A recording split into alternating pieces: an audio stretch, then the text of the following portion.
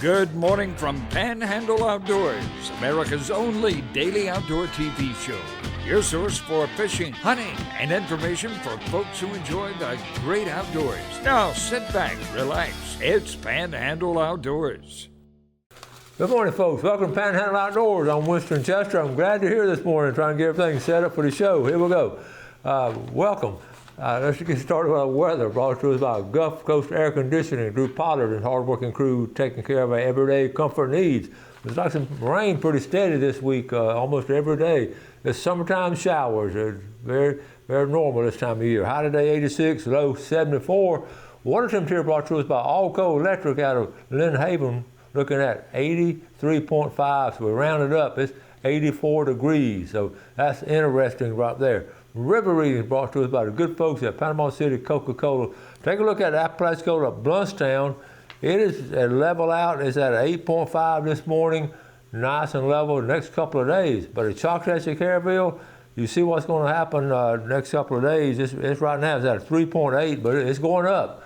It's going to be going up pretty steady with all the rain. Tide chart brought to us by Kent Forest Lawn. We mentioned this yesterday, what good, strong tides we have this week.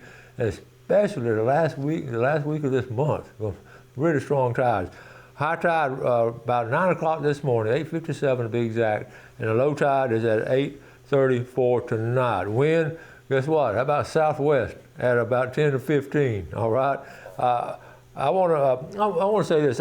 Sometimes I just sort of feel led to say certain things and all. I want to encourage you to just try to have a good day and spend some good quality time with your family and friends, and just always think positive about things. If you need me to pray for you or whatever, I don't mind. I would love to do that. Just touch base with me, but encourage each other. We just got to stay positive, especially this day and time.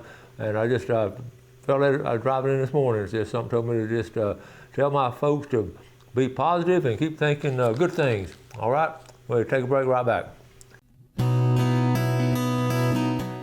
Okay, welcome back. Glad you're with us this morning. Y'all been asking about my snapper trip that we took, Lawrence Sledge and our group, we take every year. This is about 30-something years we've been doing it with Captain Billy Archer. This is his 51st year as a licensed captain. Is that incredible?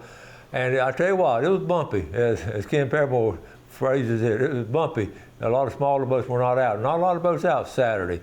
We went way out, and we were out there by ourselves because it was pretty choppy. So I ended up not shooting any video. I didn't have time, couldn't keep our balance, and I was more interested in, guess what, fishing than I was in video. And I didn't have anybody on board to help me there, so we just I put the camera back in the case, and guess what, I fished. I just had a grand time, always do. So anyway, we got back into St. Andrew at the dock. We started unloading the fish. So I shot some little video with my phone, and it sort of just jumped around on it. Let me see. Well, we took the 4 biggest ones out, 5 biggest ones, because we always have a pot. Everybody puts $20 in, who catches the biggest pot. All 5 of those are pretty close. 4 of those are pretty close. 19, but the pot was one. Okay, here we are. This is when you get back to the dock, you see the condos back here. Basically, the deckhands, Jimmy and Avery, those boys, we had 3 of them. And the boy in the red shirt now is Billy's grandson, Avery. First time I got to meet him. He's 15 years old. He's learning the business from Granddad. So anyway, you put ice on the dock there and wet it down really good and throw the fish up there. It's just a technique they've always used, and it keeps the fish fresh and cold, and get them set up for the pictures. You can see there's some healthy red snapper. All right, so we got them here. So now what the boys are doing, they sort of laid them out, get them ready for the picture. We did catch one king on the way out. We just trolled on the way out. We were hoping to catch a wahoo, and we did last year, caught a nice wahoo. And you see the scamp over there on the right. I was able to get a scamp. And so get them set up, and then got the crew there. There's Lawrence back there in blue shirt, and his buddy came in from Mobile that worked at Gulf Power. There's Jason and Richard, and we're getting these boys are good fishermen now, I'm telling you. Okay, here we go. We're set up for the picture. We're just sort of setting up right here. So here we got to find the biggest one. Okay, so now Jimmy is weighing them. He's got a scale there. There's like 3 of them are at 19 pounds. The biggest one was right at 20 pounds. So people talking about different sizes. That's the size of a 20-pounder, just about. And I believe, let's see, we got them weighed out. There's Chris over here to the left. And the winner, how about my buddy Richard? He's been on about every trip with us. I told him, pick him up and let's get in the picture. He won the $20 pot. I was about a couple $100, $100-something. And I said, hold up so we can see it. But that's a 20-pound red snapper. And you can see that's a fine one. Good job, Richard. And so anyway, so that was the picture we took. And let's see, let me see. Billy actually put some more pictures on here too. Let me go over here to. Okay, here's a group picture right here. There's our group picture, all of us. All right, that's a good catch. Good fun with good folks. And let's see. And then Norman Thibodeau, they went the day before. Look here. He said had a good trip with Bill Archer yesterday on Seminole Wind. Red snapper, black snapper, scamp, red grouper, wahoo, Abaco jack, and a gag grouper. We did catch a big gag grouper at a throwback. And that was his trip there over his buddies. Billy, some of his high school buddies with Billy went. So anyway, it was a fine trip, and we had a good time. I did want to. Billy made this post right here. I want to read what Billy on his post right here. So after 51 years as a licensed captain, I've had the privilege and pleasure of fishing with some outstanding people. My group yesterday have been going with me. I believe it's over 35 of these years. Many thanks to Lawrence Sledge, Richard Coleman, Coach Winston Chester, Jason Harrell, and the crew. Would love to see the picture of the piles of fish brought in over these years. Thanks for the great memories and God bless. We were talking about that. If over the years, if we could add together all of our fish that we've caught over the years, it'd be incredible because every trip has been like that. And just a joyful occasion, just a lot of fun.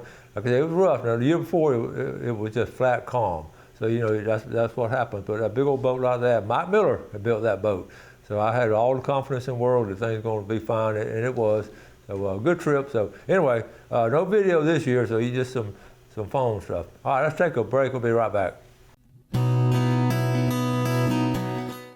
Okay, welcome back. You know, I was talking about boating and getting in the boats from freshwater into the ponds and up to the out in the Gulf, 40 miles out like we were, and out in the bay and all kinds. We always talking about boating, being safe and all that. And this ran across this weekend. Brad Bishop posted this. Brad's from Freeport, and the Intercoastal Waterway. Okay, let me see if I can. Okay, here we go. So he's going down the Intercoastal Waterway, looks up there, he sees a sea tow, so somebody's in trouble, right? Looks up, folks, that boat that ran up on the side, on the bank on the Intercoastal. How in the world that happened?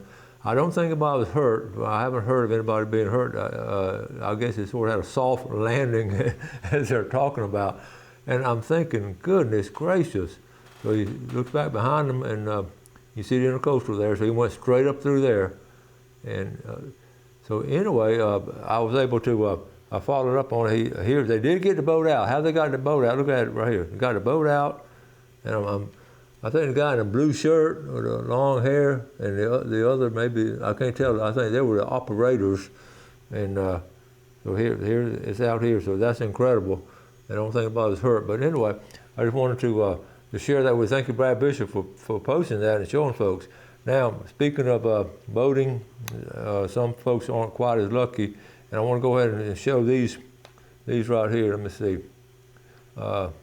This one right here. This was last week. I ran across it. This is over in Gulfport, but basically what happened. This is the vessel. This boat started sinking, and the vessel had one life jacket with a 17 and 19-year-old. And unfortunately, one of the adults was trapped on the vessel and did not make it. So this was a boat out there. See how the boat flipped over. Don't know exactly what happened, but that situation there, and then one more. And this is up at Allatoona Lake up there in Woodstock, Georgia. 17-year-old kid. He was on a bass boat. This was last Thursday. And basically the boat was found, somebody saw a boat just circling around, it was empty. So the Cherokee County firefighters jumped on board, shut off the engine. They immediately started searching the area, called off to search at dark, and then late this afternoon, they found the boy's family. Here's a picture of right there, just a good-looking little teenage boy who's probably out there fishing somehow. And there's the boat they saw just going round and round in a circle. And he may or may not have had a kill switch on. Anyway, so we say all of those, show you all these things. Just always be careful because those accidents do happen. And so anyway, let's go to some more positive and happier things here. John Law was one of our students and football players way back. He just loved fishing. He wanted to be a captain. So what happened? He got him a boat. He's a captain. He's been a captain a long time. Captain John Law. And every year, some of his boys that played ball with him back in the early 90s, we had some good football teams, and these boys get together every year and fish together. So here it is right here, Captain Law, Joe Wright, Chris Knox, and then those boys get together. I'll show you the pictures. Let me show you the pictures. Let's see. Jeff, let me go back to it. I got individual pictures here somewhere else. Okay. All right, we'll come back to John Law. I've got it. All right, let's keep going. Okay, here's what happens to some red snapper when you catch some red snapper. Okay, this is what they call a tax man, but I always look at these bites to tell the size of that shark. That, according to statistics, that's about a 7 or 8 footer right there to bit into that one. Okay. All right, here we're talking about getting into photography. This is down at Panhandle, St. Mark's National Wildlife Refuge, which is not too far south of Tallahassee. It's within driving distance for the day. I just love the photography of that. Okay, E.O. Wilson Biofuel Center. First thing I'd talk about them is, most importantly, they just saved all that property. There's thousands of acres they've bought and saved for folks like us. And it won't be condos in it. It won't be all these land, all these houses and all. Anyway, this is what they're doing this summer, June and July, Thursdays and Fridays. They're having the just public hours, Thursday and Friday. Also, the Wednesday, the summer camp. Okay, these are the days. Look at it all: pond, crafted critters, snakes. That's Gail's birthday. The third one, June the 25th. I'm gonna take her out there. Oh, she hates snakes. Just kidding. But anyway, that's a lot of different things. And you get a 9 a.m. to 2 p.m., have lunch and all that. Okay, so that's another thing they're doing. And let's see over here. They're having just a summer business partner. They're having concerts over there. Wow. Different people. And then the bottom one right here, they do Saturday, July 26th. They're having a tea for all occasions as a fundraiser right there. So, you know, all these things, you got to pay taxes and all that to operate it. This is interesting. Father's Day coming up. When your dad says he doesn't want anything for Father's Day, what he means is he wants a hug, a smile, a phone call, a meal together, a conversation. He wants to hear your voice. He wants to know you're happy and healthy because you mean the world to him. You know, that is so true, especially this day and age right there. Okay, going back, this is Destin. It wasn't that long ago, 1977. This is original Destin. All you had there, just a fleet of fishing boats. You didn't have all these condos and all that, all these other places. You just had a fleet of boats, and it was, you're talking about some fine fishing, and I couldn't help but see this Volkswagen van right here. I had one of those at one time, and we had a ball camping in it and all. So anyway, Destin back in the day. Let's jump to today. This is the Lynn Haven Bridge of Michael Neeson. I pass by this every day, catching a shark. Folks, North Bay has a lot of sharks in them, and I know that's a lot of fun to catch. Okay, and then we showed this a while back, not this exact picture, this is another picture of lightning hitting a fishing rod, and you see the fiber strands, how it explodes. That's the fiberglass shaft. Isn't that amazing how that happens? I'm sure it was on a boat, and it was hit by lightning like that. Okay, and then speaking of boats, I got tickled. I tried to find out where did this happen right here, and it's right here in Alabama. It's an Alabama boat, and I'm sure what happened, it came unhitched, started running off the side of the road, and you could not have a better shot if you're going to split your boat right there in the middle. I mean, right there at the point of the bow. And I don't know how in the world that happened, but I'm sure that's what happened anyway. So, okay, so now I want to, I wrote this down. One of the viewers, I say you can join the pickle jar drawing any time of the year. And James Dees from the Phoenix Springs texted me the other day, want to know how to enter. All you do is just text me your name. My phone number is every day. Jeff puts it on here. Text me your name and phone number, and we'll always add you on there. So, James, congratulations. Okay. We're going to take a final break. I'll be right back. Okay, welcome back. Quick look at the fishing game times today by Blue Water Outriggers in Port St. Joe. On a one time today with that full moon tomorrow, we're looking at 11:10 to 1:10 smack dab, literally in the middle of the day. And we're talking, yesterday I said I was going to talk about a Jubilee because over in Mobile Bay, I saw some video last week at Jubilee hit sporadically. And I don't have to, I want to get more in detail about who's taking video and all that. So I'm not going to show you the Jubilee on Friday's show.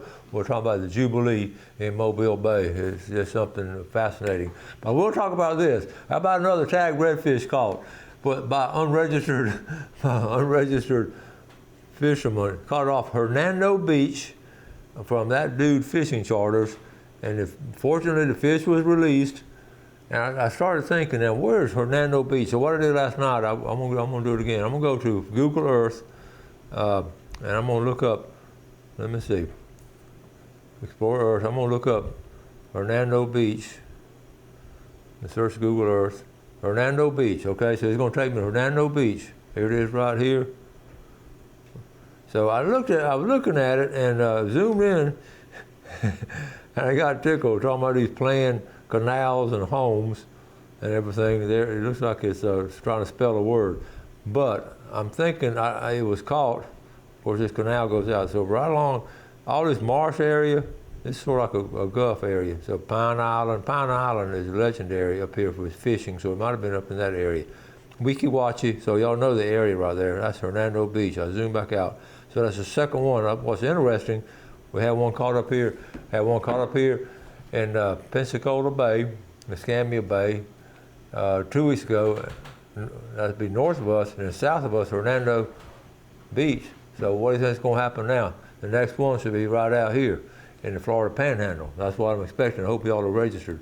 Okay, so, but anyway, talking about Father's Day coming up, you know, I love to do lists of just fun things to do, good presents to get, and Father's Day is the easiest one to do because these are things I want to get, but I have a lot of them. But anyway, 10 things for Father's Day for the outdoorsman. How about number one? Rod and reel. Always get rod and reel. I've only got about 20 or 30, but the technology changes. The composite rod, the lightweight. It's amazing how lightweight they are. You know what I'm talking about. Number two, mask and fin. You always need a good mask. The mask technology has changed a lot. And they're a lot more resilient now. So number two, mask and fin. Number three, sunglasses. I don't have mine on. New sunglasses. I'm really good about losing sunglasses, but I've gotten in the last few years. Last few sunglasses I bought have been bifocals, and I really need them. I really need them because when I'm trying to nod or something, or trying to read something, they work great. And I never thought I'd be using bifocal sunglasses, but I do, and I love them, and a lot of people are getting them now. That's number three. Number four, an offshore fishing trip like we just did, you know, with Captain Billy Archer, with Mark Kelly, John Law. We just have some great offshore captains, been doing it a long time, great experience, and you see what we can do, catch them and all. They're a lot of fun. So offshore trip, you can buy that for Father's Day. Then flip it over, inshore trip, we'll talk about that a lot with our inshore captain, Jason Shingler. I've got all kind of Joe Myers, of course, Matt and Justin. There's so many good inshore captains now, and I recommend any of them. I just have a lot of confidence in them. They're good, hardworking guys, and they love putting you on the fish. Number six, a pair of binoculars. A good pair of, again, technology has really come a long way with binoculars, and I've got an old pair, And I bought Gail a pair last year for bird watching. It wasn't for Father's Day, but I bought her a pair, and they're really nice. I enjoy them. Number 7, any kind of clothing, caps, clothing, long pants and sandals and all kind of things. Just sort of update them. You want to fish now, long sleeve, dry shirts, and a lot of y'all do that. Number 8, a quail hunting trip. Up here at Three Feathers is a good place. There are other places I'm just more familiar with the folks at Three Feathers. I know they're good, hard-working guys and great dogs right outside of Clarksville. And that's going to be, they're just starting it here. And so you don't have to go to South Georgia and pay. There's a lot of money on those South Georgia hunts if you ever price them. I've never been up there. I'd always sort of wanted to go, and then I'm priced out of going there. But quail hunting right there. Number 9, same thing on a deer hunting trip. A weekend at a camp or something, or just get it set up with some folks to go on a good deer hunting trip next fall. That's special. The last one I went on in December was just so special. And number 10. Your ultimate trip, I wrote down, okay, that outdoors trip, like 4 places: Alaska, Boca Grande for tarpon, Costa Rica, and Venice, Louisiana. Now, I've been on 2 of those. I've been to Boca Grande, caught a tarpon, been to Venice, caught a lot of tuna, but I have not been to Costa Rica or Alaska. So that's just would be my dream trip, either one of those, but mainly Alaska. But it's just that's a list of 10 things you can buy for Father's Day. Some of them are a little more expensive than others, it's according to your wallet, but a lot of times it's a husband and wife, and couples get to go, and a group get to go, especially on an Alaska trip. Always a group of people going. You never go by yourself on something like that. In Costa Rica, the same way. On our tarpon trip, I went, it was just Gail and I. Then on a tuna trip in Venice, it was a group of us went out there. So many great things you can do in the outdoors. So I got to wrap it up for today. Got some guests coming in. I have FWC, Travis Bassford, coming on tomorrow with FWC. You have a great day today. Do something good for someone else. Enjoy the great outdoors. Let's take care of it, and God bless. Thanks for watching America's only daily outdoor TV show, Panhandle Outdoors with Winston Chester, featuring hunting, fishing, and other activities and information to help you enjoy the great outdoors. Join us next time for Panhandle Outdoors.